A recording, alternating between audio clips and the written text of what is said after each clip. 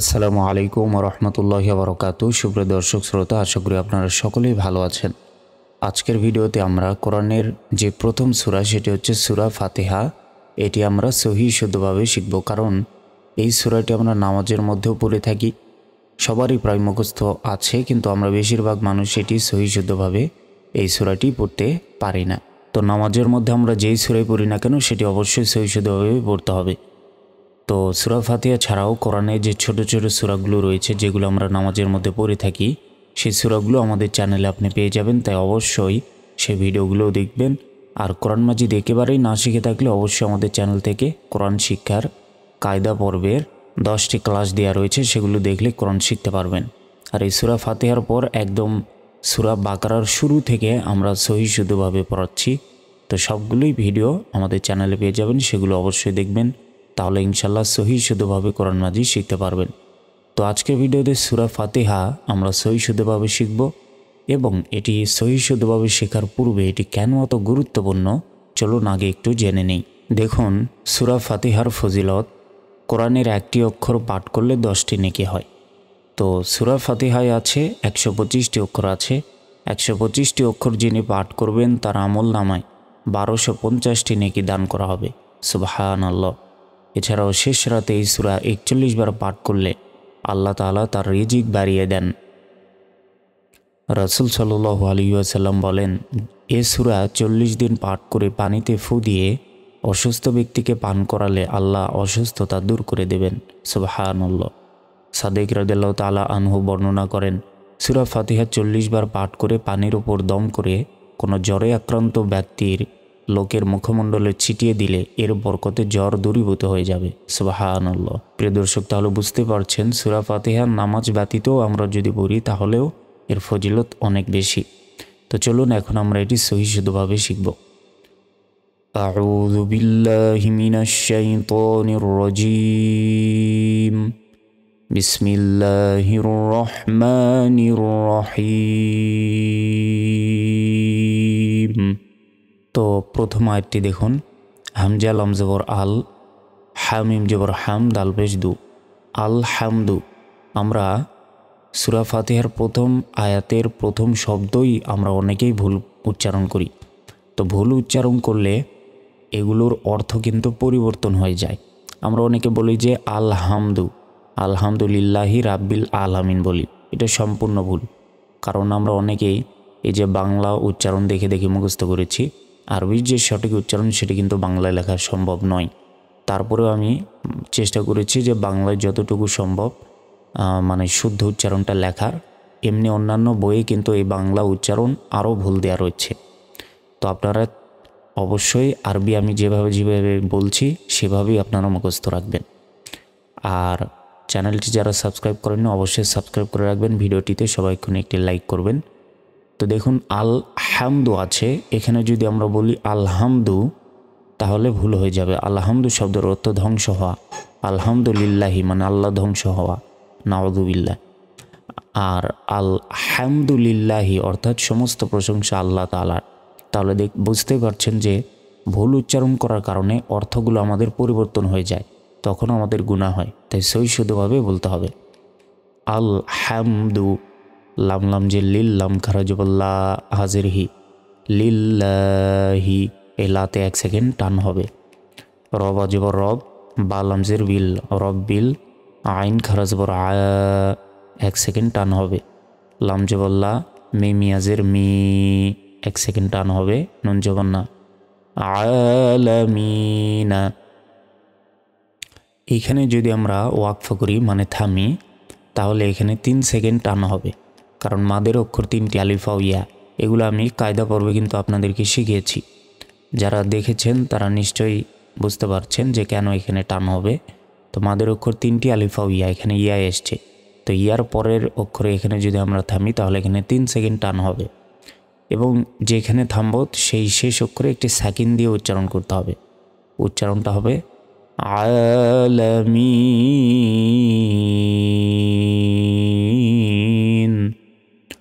আলহামদুলিল্লাহি রাব্বিল আলামিন।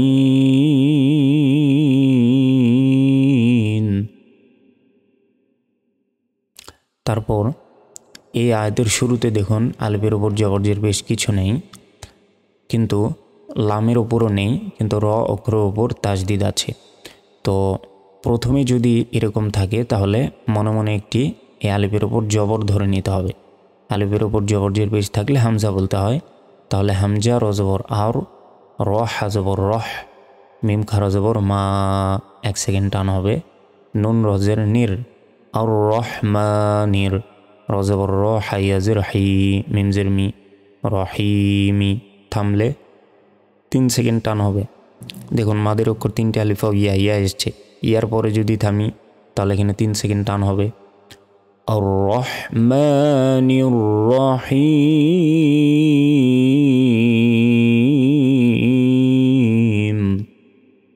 তারপর মিম খারা জবর মা, 1 সেকেন্ড টান হবে। খারা জবর খারাজের উল্টা পেশ থাকলে 1 সেকেন্ড করে টান হয়।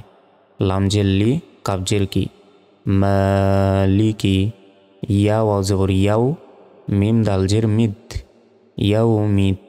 দালিয়াজের দি, 1 সেকেন্ড টান হবে। নুনজের নি, মিদ দিনি। কিন্তু আমরা যদি এখানে থামি ওয়াকফা করি তাহলে এখানে 3 সেকেন্ড টান হবে।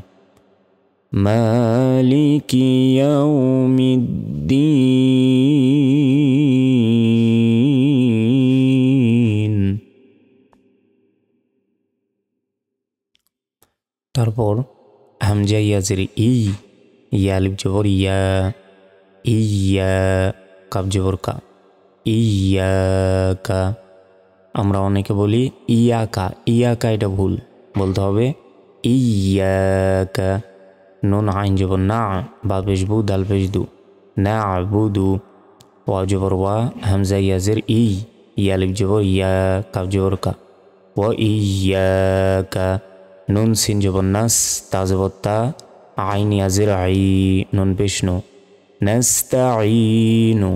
থামলে মাদের অক্ষর 3টে আলিফ ইয়া, এখানে ইয়া আছে, ইয়ার পরে থামলে এখানে 3 সেকেন্ড টান হবে। নাস্তাঈন। ইয়াকা না'বুদু ওয়া ইয়াকা নাস্তাঈন।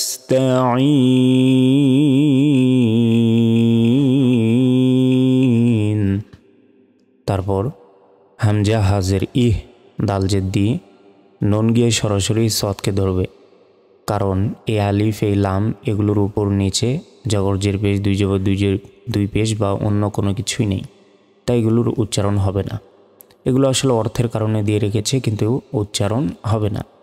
নুন সদ জবর নাও, সজ্জে সুই, র আলিফ জবর র, 1 সেকেন্ড টান হবে।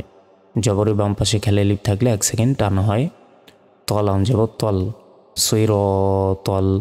মিম সিন পেশ মুস, তা জবর তা, কফ ইয়াজের কি, মিম জবর মা, মুস্তাকিমা।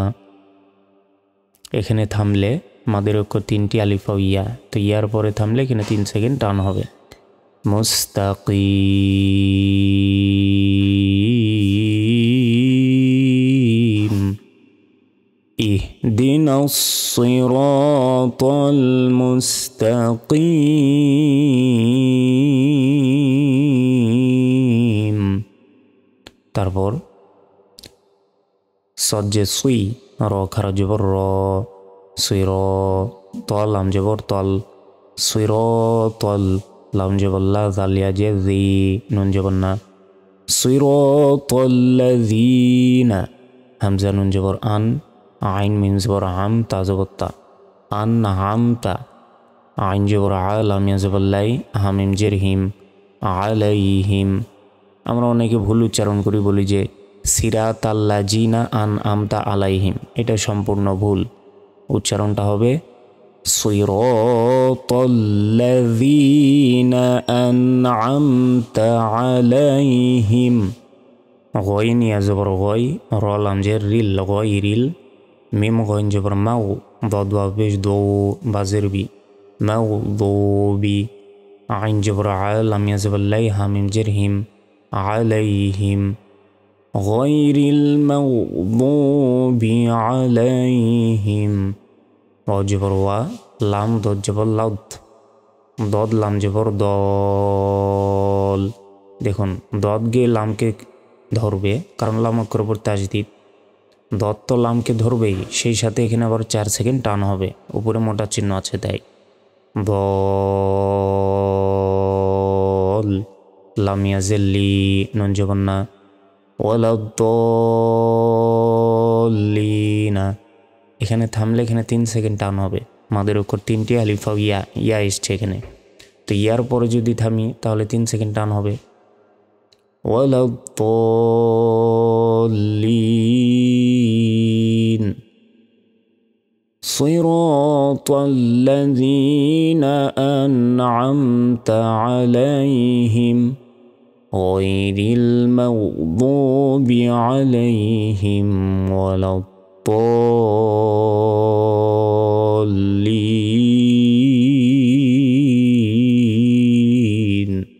প্রিয় দর্শক, এতক্ষণ আমরা বানান করে সূরা ফাতিহা সহিষ্ণুভাবে শেখার চেষ্টা করলাম। এখন আমি আপনাদেরকে রিডিং পড়ে কয়েকবার শোনাবো, এভাবেই আপনারা মুখস্থ রাখবেন সূরা ফাতিহা। নামাজের মধ্যে হোক, যখনই পড়বেন তখনই এভাবেই আপনি মুখস্থ রেখে এভাবেই তেলাওয়াত করবেন। বিসমিল্লাহির রহমানির রহিম।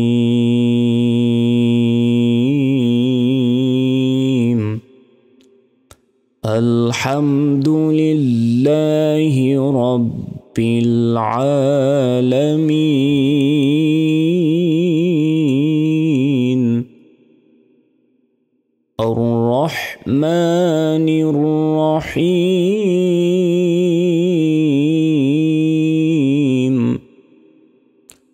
মালিকি ইয়াউমিদ্দিন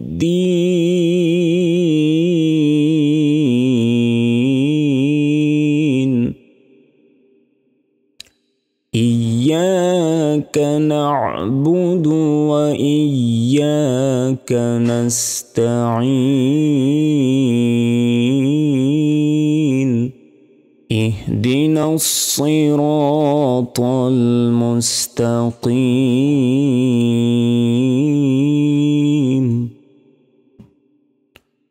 সিরাতাল্লাযীনা আন'আমতা আলাইহিম গায়রিল মাগদুবি আলাইহিম ওয়ালাদ্দল্লিন।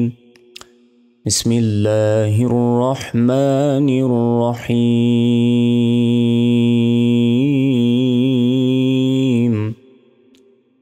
আলহামদুলিল্লাহি রাব্বিল আলামিন আর রহমানির রহিম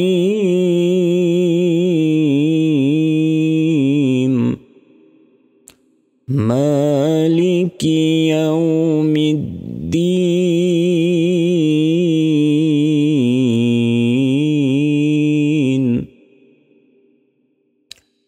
ইয়্যাকা না'বুদু ওয়া ইয়্যাকা নাস্তাঈন ইহদিনাস সিরাতাল মুস্তাকিম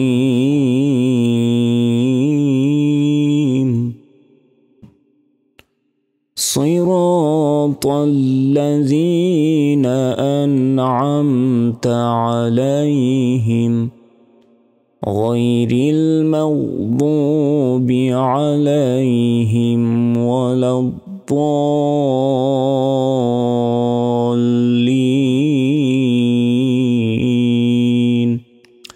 বিসমিল্লাহির রহমানির রহিম।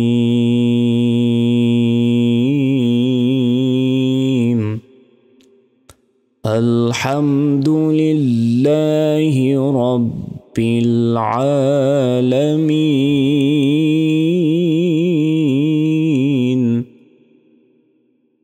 আর রহমানির রহিম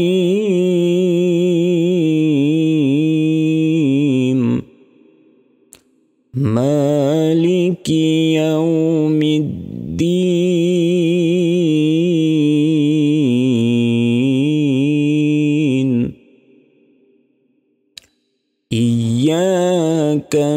نعبد وإياك نستعين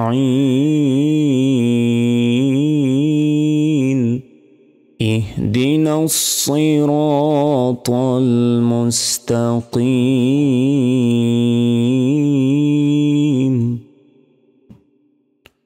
صراط الذين أنعمت عليهم غير المغضوب عليهم ولا الضالين।